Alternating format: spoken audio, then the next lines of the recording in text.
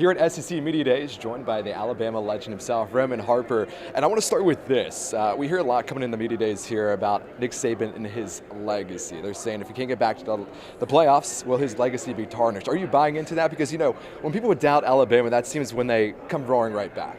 How do you tarnish a legacy when you're the winningest coach? Most national championships and all. I mean, that is his legacy. I don't see how you tarnish that. A lot of people want to try and throw shade, or we all have this tendency to never want to see our heroes die in front of us. I think that would be the more correct statement, but I don't anticipate that happening. I think Alabama's right in the thick of things, and I think they're in a comfortable spot. Not a comfortable spot, but a place where they're not picked all the time, everybody. And I think Nick Saban kind of enjoys the actual fact that they get to play underdog for a little while until you start playing games. What do you think about this quarterback battle? Because that is probably the number one question. Who will get that starting job? How do you think that'll shape up, especially with Tommy Rees coming to the picture here? My opinion is that if anybody tells you what they know or what they think, they're lying to you. I don't think anybody knows. I know Nick Saban's going to make the final decision on it, and he has earned the trust and the right to be able to make that decision on his terms, on his time. And I'm not going to sit up here in front of any camera and pretend like I know more than him or what's going on in his locker room. I do trust that. In Nick Saban, I trust in the fact of he's made the right decision for 15, 16 years, leading this Alabama team and university in the direction and to the stratosphere of where they are, which is college football lore. So I'm not here. I don't know. I clearly just don't know. I anticipate Jalen Milroe is going to have every opportunity to win it. But at the same time, you bring in Tyler Buckner, and you also have Ty Simpson, who's been there in the same system with a lot of talent.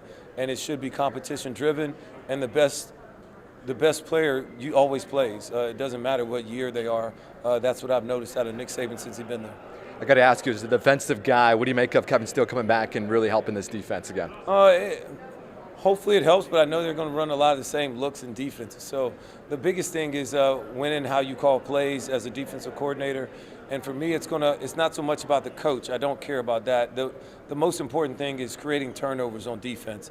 Alabama really took a step back in that category last year. I thought that was the biggest defense. They had to play way too many plays, and they never made a big play when they needed to. And that was been really the key thing that Alabama's always done defensively under Nick Saban. You could always count on a timely interception or a turnover to really turn the tide and get it kind of going, no point intended. But that was the thing that was missing last year. I spoke to him about it earlier, and he agreed with me wholeheartedly that was the biggest difference from this past year's defense to any other defense he's had, was the struggle with creating turnovers. And I don't think people understand how important that stat is, and it is the most important stat in football. And when you don't create turnovers, you have to play the game, the whole game, and you got to be perfect in so many areas where turnovers makes up for so many blemishes on your team, and games can become 35-14 in a heartbeat by creating a turnover, or it can be 35-42 if you don't create that turnover. I'll end by asking you, any early predictions as far as the record for Alabama? Do you see them getting back to the playoffs? In my best Nick Saban voice, I don't answer hypotheticals.